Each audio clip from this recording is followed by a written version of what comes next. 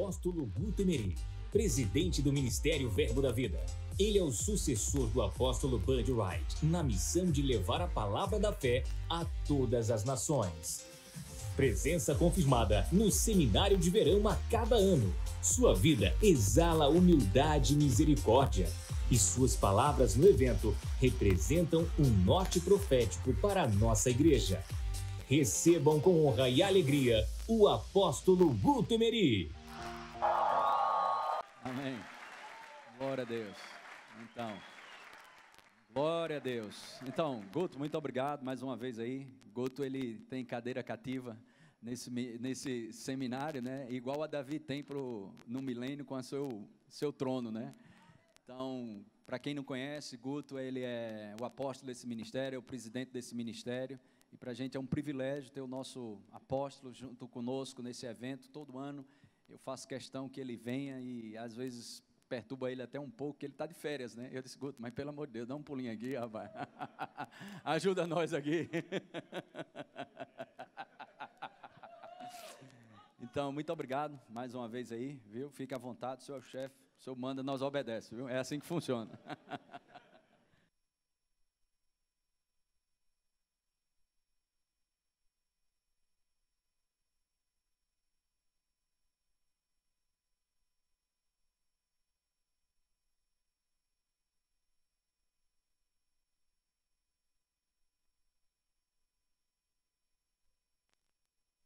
Oi. Som, aleluia. Glória a Deus. Boa noite, irmãos. Que prazer e privilégio poder estar aqui nessa noite, né? Amém. Eu sei que você viu uma foto, eu não sei quem foi que botou uma foto minha ali, que parece uns cabelos saindo aqui da camisa. Eu fico pensando, rapaz, é aquela música de Roberto Carlos, né? De que vale tudo isso se você não está aqui, né?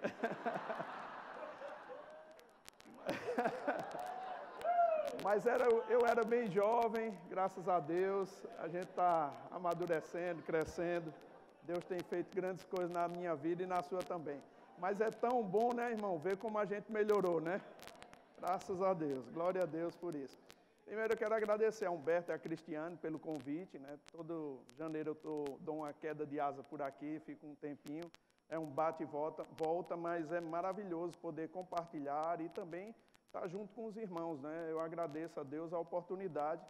Eu tenho me despertado para estar servindo ao Senhor já há quase 30 anos. E eu sei que Deus vai fazer grandes coisas nesses próximos 30 anos. Né? Deus vai fazer grandes coisas na minha vida e na sua também. Estou vendo muitos companheiros, que eu não vou citar o nome de alguns aqui, que me deram muito trabalho, não sei o quê. Mas alguns companheiros maravilhosos na caminhada, né? A gente está junto há muito tempo, eu não vou citar o nome de ninguém, porque pode ser que eu esqueça alguém e não fica bem, né? Mas muito obrigado pela sua vinda. A gente sempre que se reúne aqui, é sempre um momento onde Deus trata com a gente e a gente sai afinado. É como um diapasão, né? Você tem a oportunidade de sintonizar o seu coração nas coisas que Deus está falando. E é uma oportunidade mesmo. Diga para o seu vizinho, é uma oportunidade. Amém? E eu queria compartilhar mesmo algumas coisas com você, irmãos. Quando a gente tira um pouco de férias, a gente pega a orar, buscar mais o Senhor num sentido assim do que Ele quer para esse ano. E temos muita coisa para fazer nesse ano e a gente junta, a gente consegue fazer mais. Às vezes as pessoas perguntam, mas por que vocês têm tantas igrejas? Por que vocês fazem dessa maneira que está fazendo? Um ajuntamento proporciona uma força maior para a gente atingir os objetivos em Deus. E sempre que a gente faz um avanço missionário, irmãos, em alguns lugares é necessário, às vezes, a gente fazer um recuo missionário, porque existem alguns perigos, né, que a gente tem que ter estratégias para tirar os nossos irmãos de lá, como aconteceu com Jussier e Joanice, quando estavam lá no Japão, e houve aquele tsunami mesmo no local onde eles estavam, e eles precisavam sair, e a quem a gente recorreu? Às nossas igrejas, e a gente conseguiu puxá-lo, né, com a família dele, mais outras famílias que desejaram sair também. A força dessa família fez com que aquelas vidas fossem salvas e, de alguma forma, Deus operasse um milagre. E sabe, queridos, Deus, Ele faz coisas de maneiras diferentes, né? Não existe uma forma única de Deus agir livrando pessoas. Às vezes a gente vê na Bíblia que Deus mandou um anjo e abriu a porta do cárcere. Outra vez Paulo desceu num cesto. Existem maneiras, né, de Deus livrar a gente. E Jussier foi livre através de um avião. Né? A gente comprou as passagens e ele veio para cá. Graças a Deus, por Deus contar com a igreja. Amém? Glória a Deus. Vamos orar a Deus. Amém. Pai amado, em nome de Jesus, queremos te louvar, Senhor. A tua bondade excede o nosso entendimento. E eu reconheço a tua presença no nosso meio, Pai. Eu reconheço a tua unção, me capacitando a ministrar a tua palavra. E reconheço a tua unção, capacitando a cada irmão, cada irmã a ouvir, guardar e praticar a sua palavra. Eu me desperto, Senhor, nessa noite e fico sensível à orientação do teu Espírito, para de alguma forma ser conduzido. E que as palavras que eu fale não sejam somente palavras, Pai, mas sejam inspiradas por Ti e que toquem os corações no nome de Jesus. Nós Te agradecemos. Amém. Quero também reconhecer o Luciano aqui, ele tem se tornado um amigão nosso, um parceirão nosso. Muito obrigado, Luciano, pela vinda, né? E aceitar o nosso convite. Sempre é maravilhoso a gente estar junto. Amém? Queridos, deixa eu falar uma coisa para você. Quando a gente lê a Bíblia, a gente vê Deus falando conosco. Há um costume nas nossas igrejas, né, que toda vez que a gente fala a Bíblia, é Deus falando conosco. Eu tenho a Bíblia como uma autoridade final sobre a minha vida. E eu faço sempre esse exercício na minha própria vida. Né? Aprendi muito com o pastor Bud, porque ele sempre voltava para a Bíblia quando se deparava com algumas circunstâncias, alguns problemas. Ele sempre se perguntava o que é que a Bíblia diz a esse respeito. Se a Bíblia dizia alguma coisa, ele ficava seguro no que a Bíblia diz. E essa é a nossa função como cristão, é sempre recorrermos à Bíblia e pensarmos o que é que a Bíblia diz a esse respeito. É interessante a gente entender e observar, irmãos, que quando os discípulos do Senhor se espalharam, os apóstolos, eles não tinham o Novo Testamento, como você sabe. O Novo Testamento só foi escrito depois que Jesus já tinha ressuscitado, e há muito tempo. Então, eles começaram a escrever cartas para as suas igrejas. Mas eles tinham o Velho Testamento. E se você pode olhar, é bem interessante quando a gente começa a olhar, porque eles se baseavam nas escrituras que tinham para poder, de alguma forma, balizar a sua vida. Então, por exemplo, lá em Romanos capítulo 10, você vê mais ou menos 9 citações do Velho Testamento somente no capítulo 10. É interessante, né? Paulo, ele baseia a sua doutrina em cima de coisas que foram ditas no Velho Testamento. Isso é importante para nós, porque nós podemos entender com isso que nós precisamos sempre estar recorrendo às Escrituras. Amém, queridos? Sempre buscar as Escrituras, sempre ver o que ela fala a respeito do que nós estamos passando. Em qualquer situação da vida, a gente precisa buscar aquilo que as Escrituras dizem. Amém? E nesses dias, irmãos, eu comecei a pensar algumas coisas que eu queria contribuir com você. O fato de você ter 10 anos de crente não quer dizer que você já é um cristão maduro. Amém? A maturidade não se mede através dos anos. A maturidade se mede através do comportamento. E quanto da palavra você está exalando no comportamento que você tem. Né? Diante das dificuldades, diante dos problemas, diante das situações que nós temos com família, né? com situações que aparecem na parte financeira, em todas as áreas. E a gente precisa, de alguma forma, ver e analisar na nossa própria vida se nós estamos agindo em fé. E como nós somos crentes da palavra, irmãos, é muito importante você entender que fé não é somente um poder que Deus te dá para você vencer as circunstâncias. Fé é um estilo de vida. Diga, eu vivo pela fé. Nós sabemos 4 vezes a Bíblia diz que o justo viverá pela fé, então nós precisamos viver pela fé. Há uma igreja na Bíblia, não é? Há uma igreja que o apóstolo Paulo reputava como uma igreja modelo, uma igreja padrão, que me chama a atenção sempre que eu estou lendo a Bíblia, sempre que eu acompanho as narrativas de Paulo. E ela é a igreja de Tessalonicenses, que ele diz que essa igreja tinha se tornado um modelo, o padrão de todos os crentes na Acaia e na Macedônia. Irmãos, eu te digo, uma pessoa para se tornar um padrão ou um modelo de crente não acontece por acaso, não é isso? Você para se tornar um padrão é pelo esforço, pela dedicação, é buscando fazer algo com a sua vida que referencia você para os outros, amém? E eu não sei se você sabe, mas Muitas pessoas observam a sua vida, muitas pessoas, inclusive a sua família, se você tem família que não é cristã. Seu comportamento, ele fala mais alto do que as palavras que você diz. Então é preciso, de alguma maneira, você tomar posição com respeito àquilo. E o apóstolo Paulo vem falando no capítulo 1 que essa igreja tinha se tornado um modelo padrão. Dentre as coisas que ele fala, ele diz que essa igreja se tornou o modelo e o padrão porque eles se tornaram imitadores do apóstolo Paulo, imitadores meus. Agora, queridos, hoje em dia, eu vou te dizer, tem muita gente que não tem coragem de dizer, me imite. Veja como é que eu ajo, veja como é que eu faço, veja como é que eu lido com essa situação, com esse problema, veja como eu ando na minha vida de fé. Tem muita gente que não tem coragem, eles têm coragem de dizer assim, não olhe para mim não, olhe para Jesus. Não é? Só que é tirar a responsabilidade de nós, porque nós somos chamados, irmãos, para ser referenciais. Nós temos uma obrigação, nós temos um dever de representar a Cristo, de alguma forma apresentar um caminho excelente para as pessoas. Então, eu preciso ser um referencial dentro da minha família, em todas as áreas. Você entende isso? É preciso disso. Agora, é possível, irmãos, o tempo passar e você perder as convicções que você tinha. Então, você vai negligenciando de alguma maneira. E eu queria falar sobre 4 pontos hoje, rapidinho com você. Eu sei que eu tenho um tempo, depois o Luciano vai ministrar aqui, eu acredito que vai ser uma grande bênção, mas eu queria dar minha contribuição nesse evento. E eu sei que é importante, de alguma forma, você estar atento àquilo que as Escrituras falam, não é? Eu estava lendo um livro do irmão Reagan e achei interessante, porque sempre eu releio alguns livros, e principalmente aqueles que chamam a sua atenção em momentos de crise, em momentos de situações, livros nos ajudam, né? O irmão Reagan vinha falando sobre como você deixar a sua vida avivada, e eu vou ler uma parte desse livro para você. Ele disse que uma certa vez, uma mulher tirou ele da cama às 2 da madrugada, exclamando, quem me dera voltar para o lugar onde eu estava com Deus.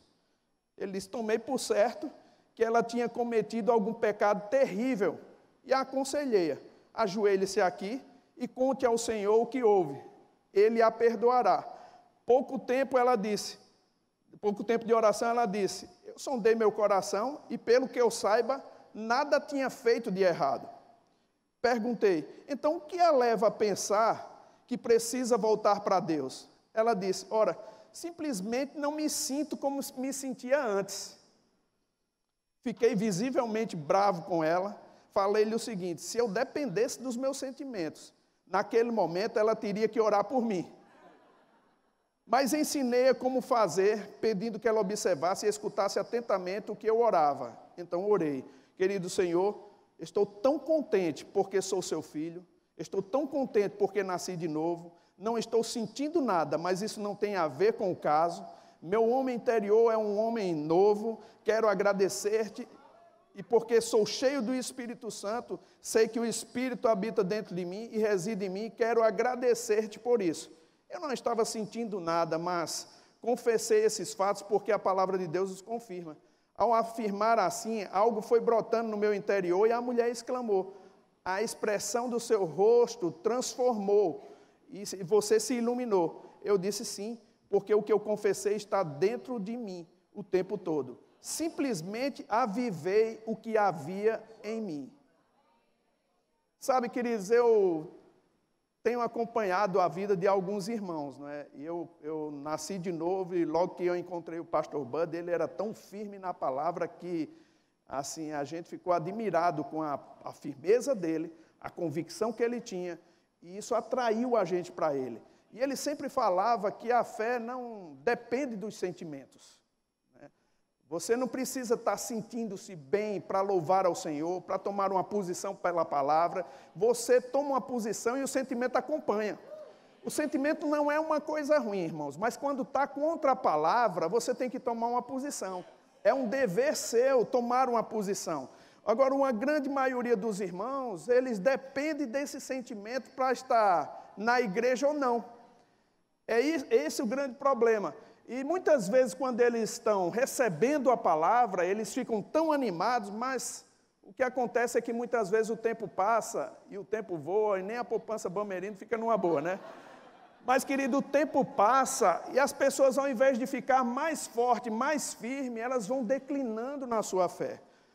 Primeiro passo, irmãos, que faz com que você perca assim, esse avivamento que Deus colocou quando você recebeu a palavra, é você perder aquele relacionamento vibrante que você tinha com Deus. Você lembra quando você se converteu? Você lembra quando você começou a estudar a palavra? Irmãos, eu vou te dizer, quando eu me converti por causa de um milagre que Deus fez. Um livramento que Deus me deu. Eu estava indo para a morte naquele paraquedas, eu sei o que eu estava fazendo, sabe? Eu sei para onde eu ia, e Deus me livrou. Foi um livramento assim absurdo. Eu procurei ao Senhor da minha maneira, mas eu dou graças a Deus, irmãos, que Deus sempre coloca pessoas no nosso meio, para nos inspirar, para nos ajudar, para ministrar para nós nos tornarmos mais fortes. E depois que eu conheci a palavra revelada, irmãos, eu vou te dizer, eu não fiquei mais o mesmo.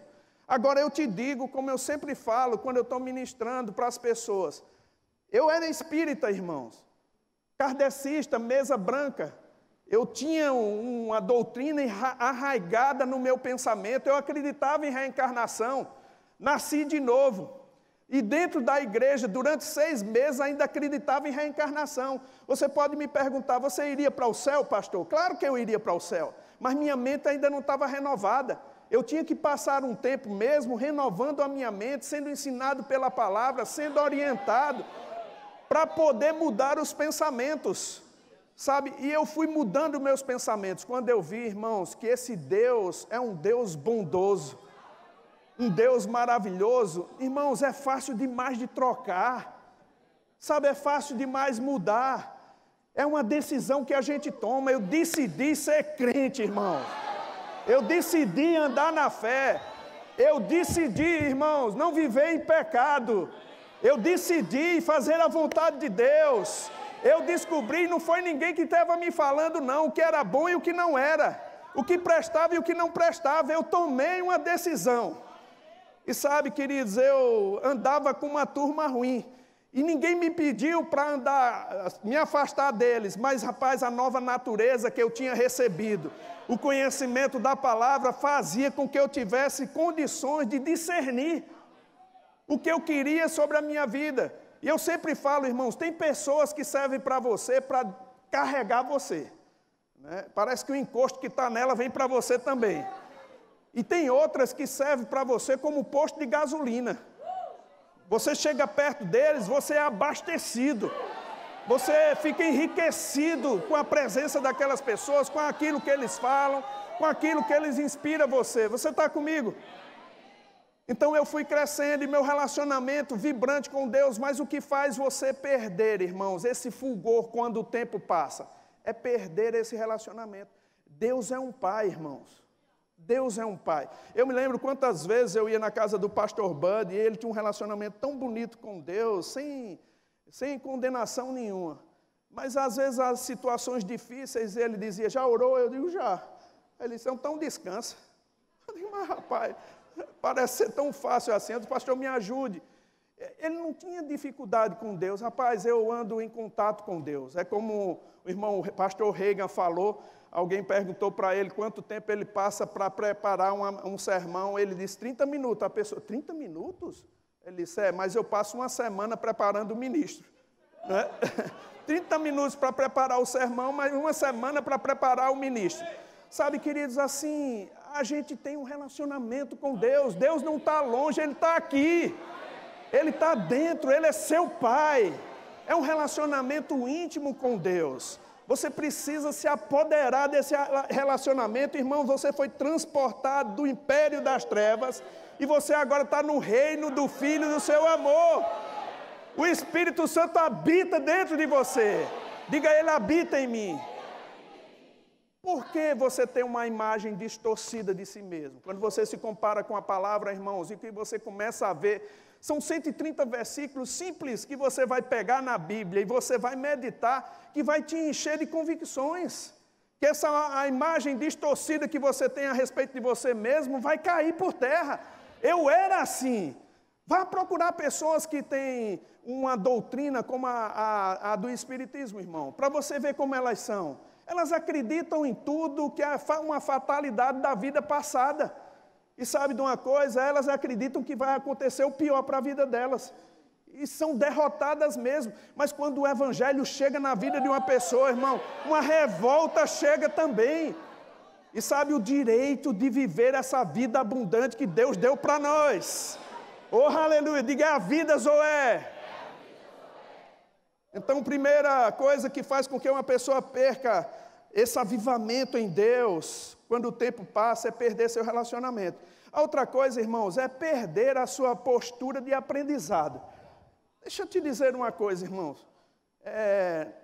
Não existe muita coisa nova na Bíblia, não, que eu já não conheça, né? Às vezes vem alguns pregadores de fora, alguns de outros lugares, e eles falam a mesma coisa com embalagem diferente. Mas é a mesma coisa.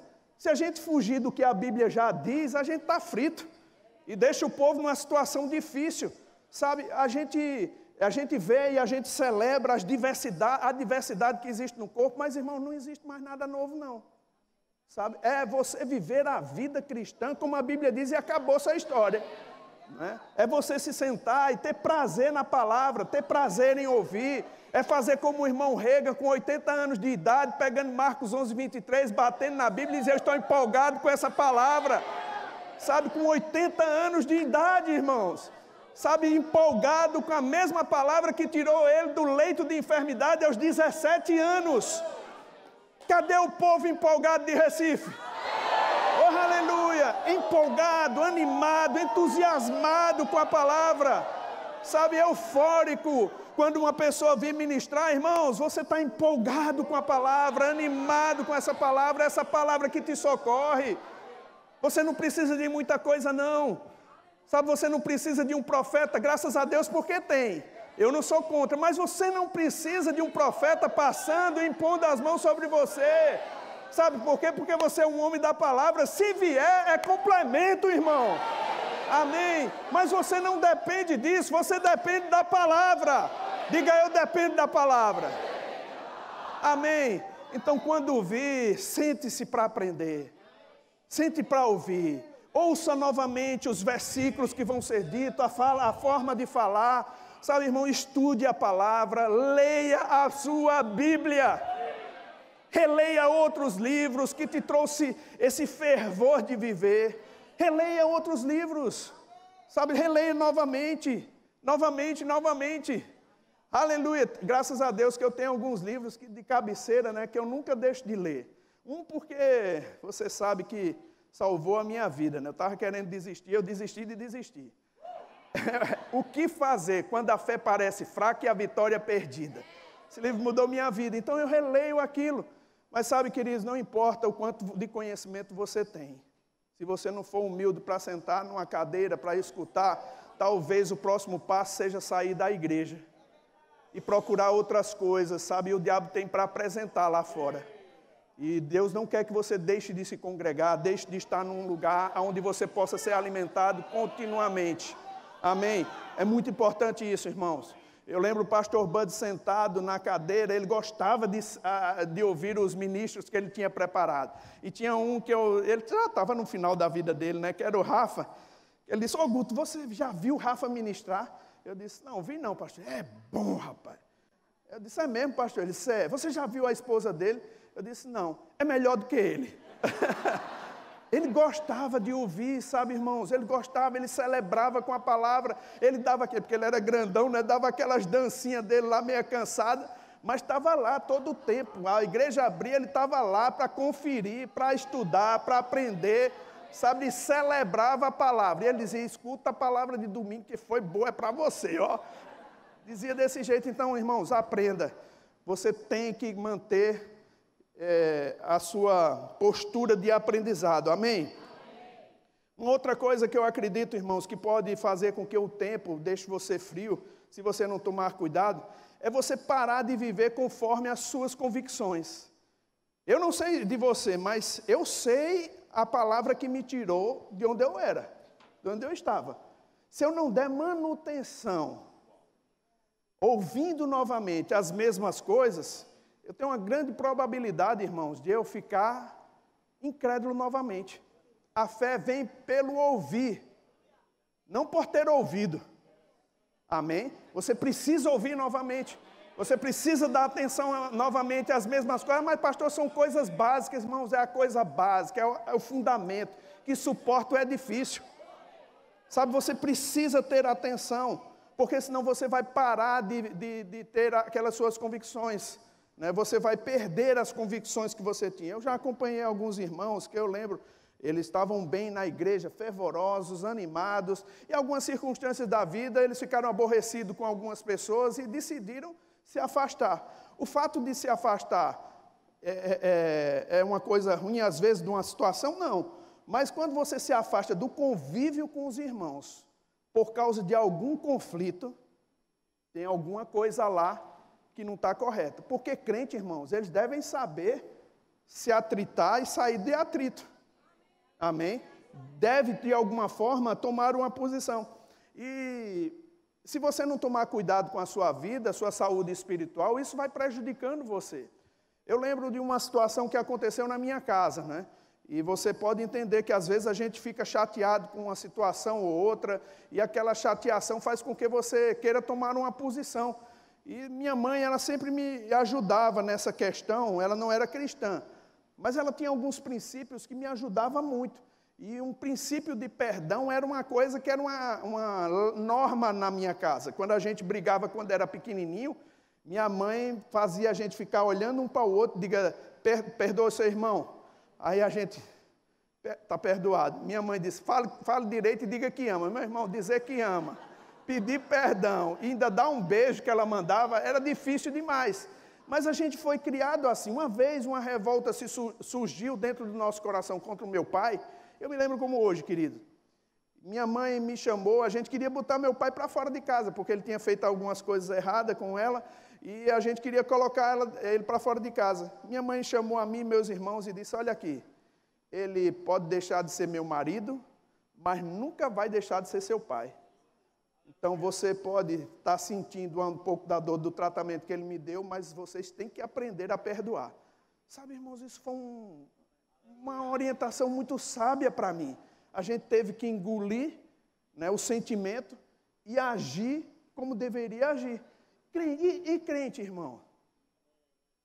E crente? Eu não era crente naquele tempo, mas tinha uma pessoa que me levava, me orientava nesse nível. E eu vou te dizer, isso foi de grande valia para a minha vida. Hoje eu fico olhando dentro da igreja, irmãos. Qualquer conflito ou qualquer situação faz com que uma pessoa queira sair. Tem um livro muito bom do Cristiano. Fala o nome aí, Cristiano. Livres da Amargura, que depois você pode comprar na livraria. Está aí, ó, está aí disponível. Mas, querido, você precisa aprender a lidar com esse tipo de coisa. Frustração, esse tipo de sentimento, porque senão isso te coloca para fora. E se você não trabalhar, irmãos, e não ficar sempre ouvindo a palavra de Deus, olha, vai chegar um dia que o diabo sabe onde tocar. E ele vai usar pessoas. Infelizmente, você pode ficar frustrado e você precisa estar montando guarda. Eu vi uma frase nesses dias aí que Deus, quando você age pela palavra, abre portas. Mas o diabo, quando você age fora da palavra, ele entra pelas brechas que a gente dá. Então você precisa de alguma forma ter cuidado com aquilo que você está fazendo. Então não perca suas convicções, irmão. Se você, quando recebeu Jesus, você era aquela pessoa de amor puro, que abraçava todo mundo, que perdoava todo mundo, que passava o evangelho de uma forma graciosa para todo mundo, volte a ser. Reconquiste novamente. Puxe de volta as convicções que você tinha. Amém? Na área da saúde também. Irmãos, quantas vezes eu vi o pastor Bud dizer, quando as pessoas estão precisando de alguma coisa, você tem que ministrar, e no sentido da igreja, você tem que ministrar naquela área que eles estão padecendo, para que eles possam acreditar na palavra, de alguma forma eles terem ou fé naquilo que a palavra está dizendo, para poder sair das circunstâncias. Não é assim que a gente faz, irmão, quando tem uma pessoa doente? A gente não chega lá e não ministra sobre ele cura. E às vezes a gente faz ele fazer algumas confissões, da mesma forma nas outras áreas, se for área de inclemência na sua vida, se for área alguma dificuldade na área financeira, você tem que fazer a mesma coisa. Agora, nem sempre você vai ter um pregador para falar. Queridos, mas você tem uma Bíblia. E você pode pegar na Bíblia, você pode rever novamente o que você aprendeu no centro de treinamento e novamente reavivar aquelas palavras que estão lá no seu coração. Amém? Diga, é pela fé. Não perca a sua convicção. O irmão Smith Wigglesworth, ele fala uma coisa interessante, ele diz, eu prefiro morrer crendo do que viver na dúvida. Sabe, irmãos, eu quero te dizer, essa vida cristã é uma vida de escolhas. Você escolhe. A decisão está contigo. Se você toma a decisão, as coisas mudam. Amém? E é uma decisão que você faz por você. E eu digo por mim, né? Porque eu sou o líder da minha casa em primeiro lugar. E eu digo, irmãos, meu papel como líder da minha casa, como pai, como marido e como pai, é mostrar com a minha vida a palavra de Deus. É mostrar a conduta. Então, tem certas coisas que eu digo, olha, não concordo, porque minhas convicções não deixam fazer assim. Então, as coisas têm que girar da forma como eu creio, dentro da minha casa. Então, não perca suas convicções. E a última coisa que eu queria falar, irmãos, é que quando você perde seu relacionamento, perde sua postura de aprendizado, para de viver conforme as convicções, você começa a declinar na sua firmeza de caráter. Aí esse é um grande problema, né? Porque hoje em dia eu acredito, irmãos, que você vê como o Brasil tem sido assistenciado por Deus. Grandes ministros, grandes pessoas têm surgido e cada vez está mais fácil você fazer o trabalho de Deus acontecer. E eu fico com cuidado mesmo, porque algumas pessoas elas não são conduzidas à maturidade, nem se deixam ser conduzidas à maturidade. Porque qualquer coisa que você aperta aqui, elas pulam para outro lugar. Aí como é que a gente faz? Né? Quando as pessoas precisam ser corrigidas, não foram orientadas nas suas casas, e quando vem para a igreja precisam ser orientadas, e se o pastor aperta um pouco, eles pulam para um outro lugar. Agora, muitas vezes outros lugares aceitam, porque hoje todo mundo quer a igreja cheia. Amém? Todo mundo quer, de alguma forma, mas a gente precisa, de alguma forma, representar o que a palavra de Deus diz e não mudar as nossas convicções. Aí eu te pergunto, irmãos, quando você começa a viver, né, a vida cristã, você tem responsabilidades, você tem que tomar uma posição e você tem que, de alguma forma, ser alimentado pela palavra e de alguma forma, fazer com que esse espaço venha a ficar tão latente na sua vida que você não perca, não decline o seu caráter.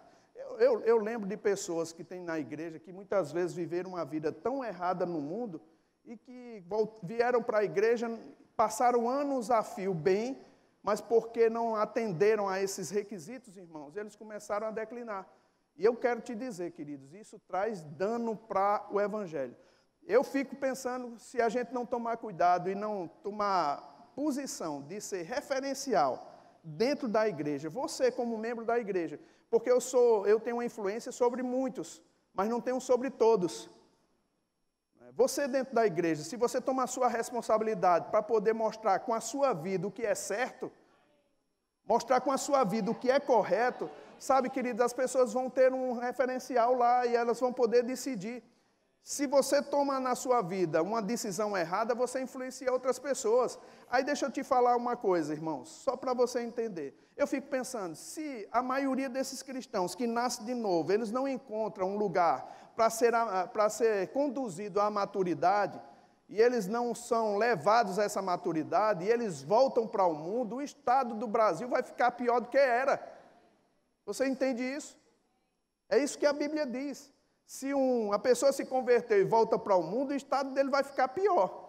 Então, o nosso país vai ficar pior. Então, existe uma responsabilidade da nossa parte, irmãos, de viver a vida, viver o evangelho com sabedoria. Viver de uma forma que as pessoas possam dizer, rapaz, eu acredito nessa aí. E eu vou viver a vida como ele está vivendo. Nós somos referenciais. Não adianta você dizer assim, rapaz, não olhe para mim, não. Eles vão olhar para você. Eles vão ver em você se você está vivendo a vida mesmo cristã e para poder pregar a palavra. Você está comigo? Agora, eu fico pensando, irmãos, e eu mesmo cuido da minha vida para não dar motivo de escândalo para ninguém. A Bíblia diz, mas aquele que pensa estar em pé, cuide para que não caia. Será que você nunca vai cair, pastor? Eu declaro minha fé, nunca vou cair. Mas, irmãos, eu não dou bobeira também, não. Não é? Se você de certas coisas que você gosta, você pode cair. E não adianta você dizer, não, mas eu sou forte agora, pastor. Eu era envolvido com drogas, mas eu já me livrei disso aí. Eu não. Fica perto o suficiente. Se você era tão envolvido com drogas no passado e você ficar perto o suficiente, pode ser que você caia. Tem um lema no Alcoólicos Anônimos. Meu pai era do Alcoólicos Anônimos e eu me lembro que ele saiu do alcoolismo quando prometeu à minha mãe, quando o primeiro filho nascesse, ele deixaria de beber. Meu primeiro irmão nasceu, ele procurou um grupo de pessoas que tinham desejo em comum de sair do vício. Ele procurou os Alcoólicos Anônimos. O lema deles é: evite o primeiro gole. Não é uma coisa certa, irmão?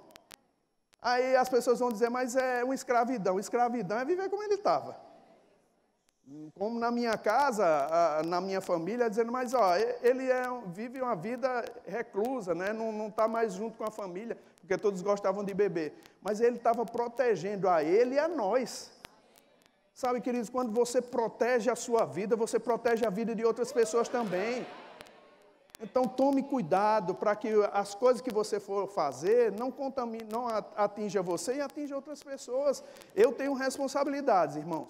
E eu fico pensando, se eu não ajo bem, quantas pessoas vão sofrer?